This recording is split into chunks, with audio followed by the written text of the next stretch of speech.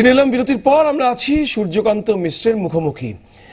সূর্যকান্ত মিশ্র বিরতির আগে যাওয়ার আগে বলছিলেন যে ভালো ভালো যে সব প্রকল্পগুলো, কন্যাশ্রী, যুবশ্রী, এইগুলো হচ্ছে সিদ্ধান্তগুলো নেওয়া বা প্রকল্পগুলো চালু হয়েছিল বাম আমলে, এখন তারই উত্তরাধিকার বহন করছেন এই সরকার এবং সেগুলোই বড় মুখ করে বলছেন।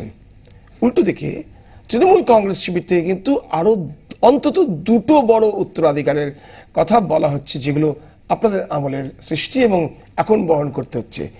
উত্তরাধিকার নম্বর 1, দেনা। মুখ্যমন্ত্রী মমতা বন্দ্যোপাধ্যায় কি বলছেন শুনে নি। 21,000, 25,000 আর 28,000 যদি যুক্ত করেন তাহলে টাকাটা কত হয়? টাকাটা হয় 74,000 কোটি টাকা। বুঝুন কেন কেটে নিয়ে গেল? সিপিএম দেনা করেছিল, তাই দেনার সুদ দিতে হচ্ছে। দেনা করলো সিপিএম, টপ করলো সিপিএম, টপ করার জন্য টাকা চাইবার অধিকার দিল কংগ্রেস, আর টপের বোঝা বহন করতে হচ্ছে আমাদের। এক তো হচ্ছে যে উনি যেটা মানে আড়াল করতে চাচ্ছেন সেটা হচ্ছে যে আমাদের সময়ে রাজ্যের ঋণ সর্বভারতীয় বিচারে সব রাজ্যের সঙ্গে তুলনায় মাথাপিছু রাজ্যের যা ঋণ, আমরা 13 নম্বরে ছিলাম, 12টা রাজ্য আমাদের উপরে ছিল। যদি রাজ্যের মোট আয় তার সঙ্গে ঋণের অনুপাত দেখেন আর সারা দেশের মোট আয় আর তার অনুপাত দেখেন, আমরা ভালো জায়গায় ছিলাম, মানে সর্বভারতীয় অবস্থার চাইতে। ইনি এখন প্রথম যেগুলোর মধ্যে হয়েছেন তার মধ্যে একটা হচ্ছে ওইটা যে বাজার থেকে দেনা করা। এটা 55,000 কোটি টাকা ইনি, এই সরকার, এটা 60,000 কোটি হতে হবে হয়তো, এখন যা বোঝা যাচ্ছে 3 বছরে 60,000 কোটি টাকায় দাঁড়াবে বাজার থেকে দেনা করা। রাজ্যে সব রাজ্যের মধ্যে রেকর্ড এটা। মানে আমাদের সময় যেটা ঋণ তার সিংহভাগ ছিল স্বল্প সঞ্চয় আমাদের, যার জন্য আমরা প্রথম, যার জন্য আমাদের পুরস্কার দেওয়া উচিত ছিল। পুরস্কার দিয়েছে হয়তো, কিন্তু সে তো অর্থের অঙ্কে কিছু দাঁড়ায়নি, কিন্তু সেইটা ঋণ হিসাবে কেন্দ্রীয় সরকার দেখাতো। আমরা সেটা সুদ ফুদ নিয়ে কিছু বলেছিলাম যে অন্তপক্ষে এটা থেকে ঋণ হিসাবে না করে এটাকে রিস্ট্রাকচার করতে ইত্যাদি। তার কিছু সুবিধা ইনি পেয়েছেন। তারপরে কিন্তু বাজার থেকে ঋণ করছেন, স্বল্প সঞ্চয় গেছে উঠে প্রায়। এখন যেহেতু চিট ফান্ড, সেখানে সেগুলো সঞ্চয় মানুষের। শেষ 3 বছর বাজার থেকে ঋণের পরিমাণ কত ছিল? আমি প্রথম 3 বছর দিয়েছি পড়ি, শেষ 3 বছর আপনারা বাজার থেকে কত ঋণ করেছেন? যাই হোক, আমি বলছি যে আমাদের ঋণ যা ছিল শেষ 3 বছরে, বছরে বছরে বাজার থেকে দেনা, যদি আপনি বাজার থেকে দেনা কথা বলছি, কখনো 10,000 কোটি টাকা পেরোয়নি, কখনো 10,000 কোটি টাকা পেরোয়নি। আমাদের যখন যা আমাদের পারমিসেবল ঋণ ছিল, অর্থাৎ রিজার্ভ ব্যাংক, কেন্দ্রীয় সরকার এদের অনুমোদন লাগে তো যে আপনি বাজার থেকে কত দেনা করতে পারবেন, যা লিমিট ছিল আমরা তার নিচে ছিলাম সবসময়। কখনো ওদের কাছে দ্বারস্থ হয়নি যে না বাড়িয়ে দিই, কারণ আমরা তার থেকে কম করতাম। ইনি এই পুরো লিমিটটা ব্যবহার করে তারপরে জোর জবরদস্তি তার বাইরেও করছেন, ঋণ করছেন। তো কাজে এটা রাজ্যটাকে ঋণের ফাঁদে যদি কেউ জড়িয়ে থাকেন, তাহলে এই সরকার 3 বছরে সেই কৃতিত্ব দাবি করতে পারে। 34 বছরে, 34 বছর তো ব্যাপার না। আমাদের আগেকার সরকার যে ছিল, ঋণ এমন একটা জিনিস, আজকালকার কোনো সরকার পৃথিবীতে কোথাও বা কোনো পরিবার কোথাও আজকে বা ভবিষ্যতে এসব বাদ দিয়ে ঘর থেকে, পরিবার থেকে আরম্ভ করে সরকার কোনোটাই চালানো সম্ভব নয়। আপনাকে দেখতে হবে আপনার আয়ের তুলনায় আপনি কী ঋণ করছেন, আপনি বাজার থেকে চড়া সুদে কী ঋণ করছেন, আর এই যে আমি বললাম স্বল্প সঞ্চয়ে অপেক্ষাকৃত কম সুদে, এবং যেখানে মানুষের টাকা নিরাপদ, সেই নিরাপত্তা সঞ্চয়টা যাতে এরকম করে লুট না হয়ে যায়, এই সব দিয়ে বিচার করতে হবে। আপনি বা আপনার এই স্টুডিও বা মার্কেট থেকে বড় করতে পারে, কেউ আপনাকে কখনো একটা ঋণ নিয়ে আপনাকে কি বলে বাড়ি করে, কেউ গাড়ি করে, কেউ কিছু করে। পৃথিবীর এখন বৃহত্তম ঋণী দেশ হচ্ছে মার্কিন যুক্তরাষ্ট্র, যার উপরে নাকি সারা দুনিয়া এখন তাদের উন্নয়নের জন্য নির্ভরশীল, দুর্ভাগ্যবশত। তো সেটা বড় ব্যাপার নয়। ব্যাপারটা হচ্ছে যে আমি যে মাপকাঠিগুলো বললাম, সেই মাপকাঠিতে আমাদের সময়ে অর্থনীতির যা স্বাস্থ্য ছিল সেটা ভেঙে পড়েছে, তার মূল কাঠামোটাই ভেঙে পড়েছে। এবং ঋণ, এই সরকারের দেউলিয়াপনা, এটা প্রত্যেক দিন আরো প্রকট হচ্ছে। ভবিষ্যতের জন্য বিরাট বিপদ, এটা ভবিষ্যতের বিপদ, বিরাট বিপদ। উত্তরাধিকার নম্বর 2, চিটফান্ড নিয়ে সূর্যকান্ত বাবুরা খুব বড় মুখ করে বলেন। মুখ্যমন্ত্রী মমতা বন্দ্যোপাধ্যায় বলছেন চিটফান্ড তো বাম আমলের তৈরি। কি বলছেন শুনিনি, তারপর শুনবো সূর্যকান্ত মিশ্রের উত্তর। আপনারা দেখেছেন আমরা কাশ্মীরের বাতালিক থেকে চিটফান্ডের ব্যাপারে অ্যারেস্ট করেছি বাতালিক থেকে, এবং এদের তৈরি করেছিল সিপিএম দল। আমাদের সময় একটাও তৈরি নয়, এবং 6 লক্ষ মানুষকে আমরা কিছু কিছু হলেও ফিরিয়ে দিয়েছি। এটা বেঙ্গল, আর কেউ করতে পারে না যা বাংলা পারে। উত্তর দিন। আচ্ছা, উত্তর তো আমাদের প্রশ্নের ওর দেওয়ার কথা, ওর প্রশ্নে উঠতে আপনি আমার কাছে চাইছেন। যাই হোক, আমি বলছি এটাই যে কি বলে, ওই যে চিটফান্ড তো বলে না ওটাকে, এখন যাই হোক চিটফান্ড নামে পরিচিত। কিন্তু এই ধরনের ফান্ড যখনই বামফ্রন্ট সরকারের, প্রথম বামফ্রন্ট সরকারের আমলে অশোক মিত্র থেকে আরম্ভ করে অসীম দাসগুপ্তের শেষ দিন পর্যন্ত ব্যবস্থা যদি কেউ নিয়েছে তো আমরাই নিয়েছি। গ্রেপ্তার করা, কোর্টে গিয়ে সুমোটো আমরা বলেছিলাম যে সরকার পাবলিক ইন্টারেস্ট লিটিগেশন করে, জনস্বার্থ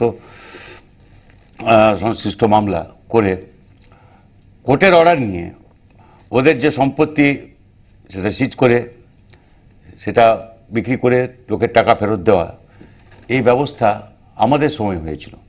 100 জনের বেশি লোককে আমরা গ্রেপ্তার করেছিলাম। একটা চিটফান্ডের ব্যাপার না। যারা মাথা তুলে দাঁড়াচ্ছিল এখনও মাথা উঁচু করে ঘুরে বেড়াচ্ছে, আর যাদের পয়সায় শাসক দলের কাগজ, টিভি, আরও অনেক কিছু হয়, সম্পত্তি ইত্যাদি, আমি তার মধ্যে যাচ্ছি না। সুপ্রিম কোর্টও এখন জবাব চেয়েছে, পাচ্ছেন না এদের কাছ থেকে। তো আমি বড় কথা বলি এইটাই যে যদি আমাদের সময় শুরু হয়ে থাকে, কিন্তু আমাদের সময় তো কেলেঙ্কারিটা হয়নি। এখন এই বিধানসভার যে অধিবেশন হয়ে গেল, আপনি যদি অর্থমন্ত্রীর বাজেট ভাষণ দেখবেন, রাজ্যপালের অ্যাড্রেস দেখবেন, গভর্নরের ভাষণ, মানে রাজ্যপালের ভাষণ যেটা গভর্নর অ্যাড্রেস, দুটোতে লেখা আছে সারদা স্ক্যাম। সরকারই এখন স্বীকার করে নিয়েছে কেলেঙ্কারি। উনি বলতে পারবেন না যে আমাদের সময় কেলেঙ্কারি হয়েছিল, এখন কেলেঙ্কারি হয়েছে। আমাদের সময় গ্রেপ্তার করা হয়েছিল, আর এখন সুপ্রিম কোর্ট জিজ্ঞেস করছেন যে এই টাকা, এটা কত টাকা, কোথায় গেল, কার কাছ থেকে টাকা কোথায় গেল। এই যে টাকা 2,500 কোটি টাকা এখন রাজ্য সরকার যে অ্যাফিডেভিট দিয়েছেন তাতে বলছেন, টাকা অনেক, আমি তার মধ্যে যাচ্ছি না। কিন্তু তাই যদি হয়ে থাকে 2,500 কোটি টাকা গেল কোথায়, কারা পেলেন, কোথায় সে সম্পত্তি, 2,500 টাকা কোথায় গেল, সরকার আজ পর্যন্ত হিসাব দিতে পারছে না। না, কিন্তু আপনাদের সময় সঞ্চয়িতা থেকে শুরু করে অনেকগুলো এরকম তাদের গ্রেপ্তার করা হয়েছিল, গ্রেপ্তার করা হয়েছিল এবং টাকা ফেরত দেওয়া হয়েছিল। আপনি খেয়াল করুন, আপনাদের সময় গ্রেপ্তার করছেন, ইনিও গ্রেপ্তার করছেন। ইনি গ্রেপ্তার করেননি, ইনি গ্রেপ্তার করলে তো বাটালিক থেকে গ্রেপ্তার হচ্ছে। ও তো এসব বলে কিছু লাভ আছে নাকি? ওইটা দুটো সরকার কি একটা মামলা করেছে নাকি? নিজের দলের এমপিকে গ্রেফতার করে নিয়েছেন। নিজের দলের এমপিকে গ্রেফতার করেছেন তো নিজে বাঁচবার জন্য, আরো কাউকে বাঁচাবার জন্য, সেটা ছাড়েন না। সেটা ওকে তো কথা বলতে দিলে বুঝতে পারা যাবে, সেটা আমি তার মধ্যে যাচ্ছি না। সুপ্রিম কোর্টে জবাব দিতে পারছেন না কেন?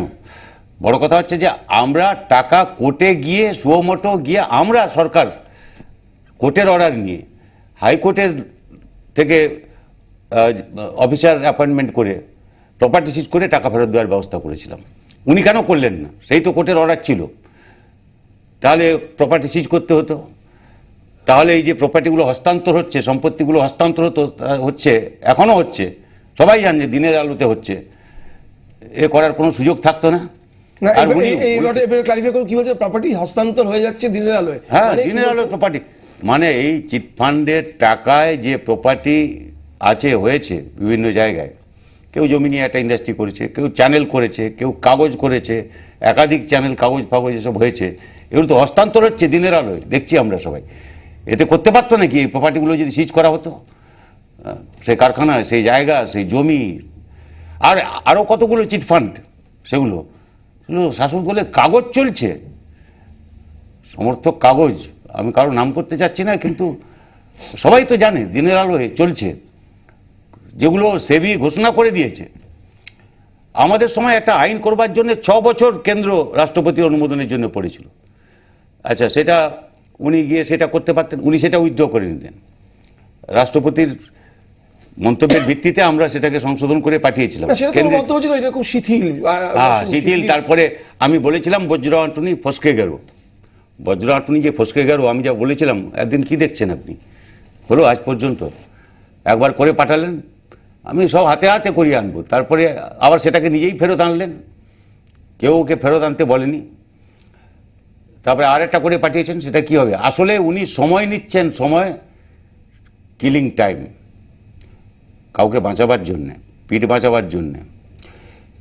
উনি সুপ্রিম কোর্টে যাতে করে মামলাটা একটু বিলম্বিত হয়, সিবিআই এসএফআইও সুপ্রিম কোর্টের মনিটরিংয়ে যদি তদন্ত হয়, তাহলে উনি কেন অস্বীকার করেন? তাহলে তো আমাদের যদি অভিযোগ থাকে আমাদের বিরুদ্ধে, আমাদের সরকার দায়ী, আমাদের কোনো এতে কিছু সাই ছিল বা সমর্থন ছিল বা শিথিলতা ছিল কাজে, তাহলে এনকোয়ারি হলে সেটা বোঝা যাবে। দেখুন, আপনি বিরোধী কিন্তু আসলে- দলনেতা, আপনি দায়িত্বশীল পদেও আছেন এই সংসদীয় স্ট্রাকচারের। আপনি মুখ্যমন্ত্রী সম্পর্কে বলছেন কাউকে একটা বাঁচাতে এটা করাচ্ছেন। নির্দিষ্ট হবে, নির্দিষ্ট করবেন অভিযোগটাকে কি না বলছেন? না, আমি কি বলবো, মুখ্যমন্ত্রী বলছেন যে অমুক চোর, তমুক চোর, তমুক চোর, আমি চোর, এইসব বলছেন। অমুক চোর বলে যাকে জিজ্ঞেস করেছিলেন তিনি কি চোর কিনা আমি বলতে পারবো না, কিন্তু হাজতে আছেন, এখন পুলিশের হাজতে আছেন। আর বাকিরা কি হবে এটা দিন গোনার ব্যাপার। যেহেতু সুপ্রিম কোর্টে সরকার কোনো না কোনোভাবে সময় নষ্ট করছে, জবাব না দিয়ে ভর্সিত হচ্ছে, আপনারা দেখছেন কাগজে, চ্যানেলে আমি যা দেখছি, জবাব দিতে পারছে না। এই টাকা কোথায় গেল সেটাই বলুক না। সরকার যেটা বলছে 2,500 কোটি টাকা লুট হয়েছে, এ টাকাটা গেল কোথায়, কার কাছে এ টাকা, সেটা জবাব দিতে পারছে না কেন?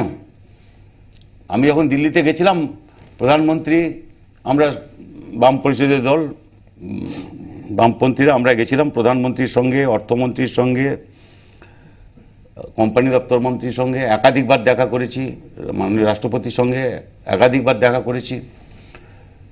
আপনি ভাবুন, তখন ওরা তদন্ত করছেন, এসএফআইও যেটা কেন্দ্রীয় সংস্থা এই বিষয়ে বিশেষজ্ঞ, এই ফ্রড যা হয় তা নিয়ে ইনভেস্টিগেশনে, সেই জন্য এসএফআইও নাম তাদের, সিরিয়াস ফ্রড ইনভেস্টিগেশন করে যারা। তারা বলছে যে আমরা এই কম্পিউটার থেকে সব পেতে পারি, কিন্তু এই কম্পিউটারের সার্ভার লোকেটেড হচ্ছে বিদেশে, ভারতের মাটির বাইরে। কোর্টের থেকে অর্ডার পাওয়ার পরেও, সম্মতি পাওয়ার পরেও তাদের এখানে এদের জেরা করবার, যারা আছে এখন হাজতে, তাদের জেরা করবার সুযোগ দেওয়া হয়নি। কাকে আড়াল করবার চেষ্টা করছেন? বুঝতে কিছু অসুবিধা হয়। আচ্ছা। যদি এতই ওদের সৎসাহস আছে, সিবিআই মেনে নিন না কোর্টের অর্ডার, কোর্ট দেখবে। সিবিআই তো, আমরাও কখনো বলি না যে সিবিআই উপরে সব ছেড়ে দেওয়া যায়, কিন্তু সিবিআই, এসএফআইও, সেবি মিলে সব করবে, আর সুপ্রিম কোর্টের মনিটরিং হবে। এটা খুব মজার এটা- সিনারিও, বুঝলেন সূর্যকান্তবাবু, এটা খুব মজার সিনারিও। আপনারা যখন সরকারে ছিলেন, বিরোধীরা সিবিআই তদন্ত দাবি করতো, আপনারা বলতেন না, দরকার নেই। না, আমরা আপনারা যখন বিরোধীরা আছেন, তখন আপনারা সিবিআই তদন্ত করছেন, একেবারে তখন দাবি বলবেন করছেন, না, ওরা বলছেন একেবারে না, বলবেন দরকার না। নেই।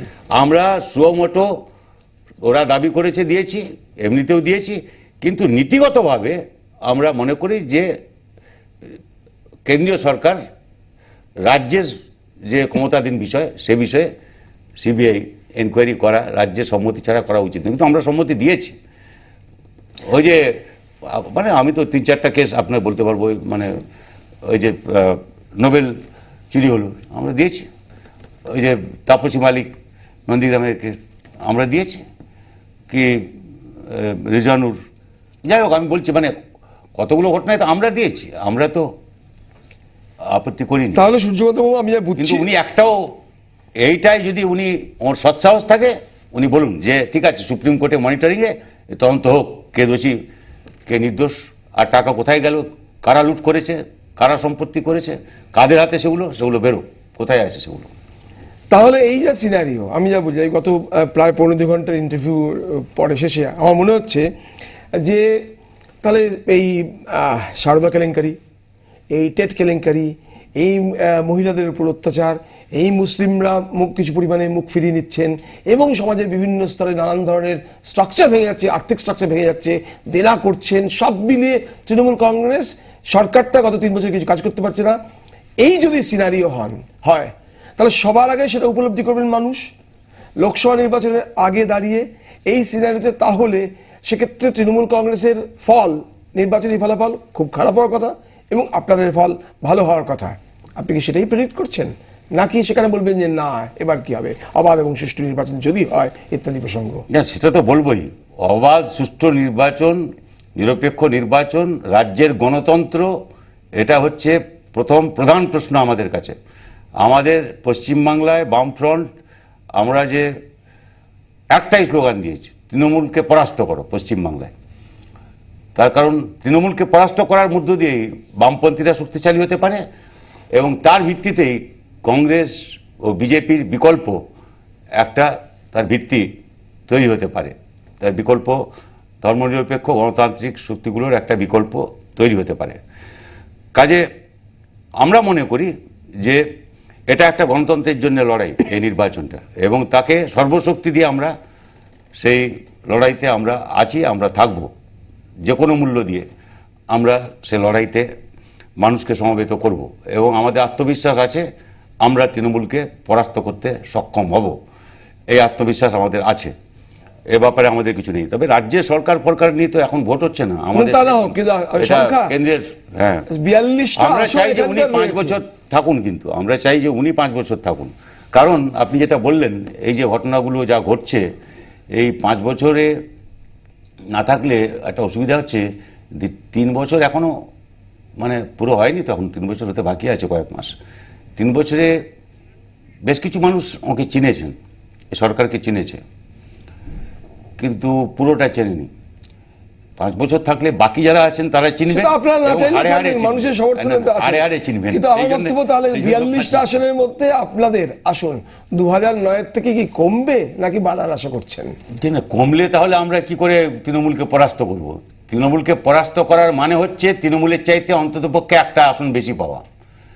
কাজে ওই 2009-এর আপনি যে অঙ্ক বলছেন তার চেয়ে বাড়া, সেটা যথেষ্ট না। সূর্যকান্ত তার বাবু, চাইতে বেশি করতে হবে আমাদের। সূর্যকান্ত বাবু আপনাকে ধন্যবাদ। সূর্যকান্ত মিশ্র তিনি আশাবাদী, তিনি বলছেন তিনি আত্মবিশ্বাসী, আমরা বলবো তিনি আশাবাদী যে একটা নিউজ পয়েন্ট যে এ রাজ্যে 42টা আসনের মধ্যে তৃণমূল কংগ্রেস যটা আসন পাবে তার চেয়ে অন্তত একটা বেশি আসন পাবে বামেরা। অর্থাৎ বামেরা এ রাজ্যে তৃণমূলকে লোকসভা নির্বাচনের পরিপ্রেক্ষিতে সংখ্যার বিচারে পরাস্ত করবে। ভোট আসছে 16ই মে, জানা যাবে কি হচ্ছে, কি হবে। বামেদের পক্ষে কতটা গেল, বামেদের বিপক্ষে কতটা, তৃণমূলের পক্ষে বা কতটা, তৃণমূলের বিপক্ষে বা কতটা। আর তার আগে আমরা কিন্তু বিভিন্ন শিবিরের, তৃণমূল কংগ্রেস, বাম, কংগ্রেস, বিজেপি, নানান শিবিরের নানান নেতাকে আমরা এই স্টুডিওয়ে আমন্ত্রণ জানাবো এবং একইভাবে তাদের বক্তব্য বোঝার চেষ্টা করবো তারা কীভাবে ভাবছেন। আমরা আশা করি সব শিবিরের নেতাকেই আপনাদের সামনে এই মুখোমুখি অনুষ্ঠানে হাজির করতে পারবো। আপাতত শেষ করছি। ধন্যবাদ সূর্যকান্ত বাবু, অনেক ধন্যবাদ। কিন্তু আপনারা আমাদের ছেড়ে যাবেন না, আপনারা ছেড়ে যাবেন না। এরপর আমরা দিনের সেরা বাছাই করা খবরটাকে নিয়ে ফিরবো পেজ 1-এ। সঙ্গে থাকুন 24 ঘন্টা।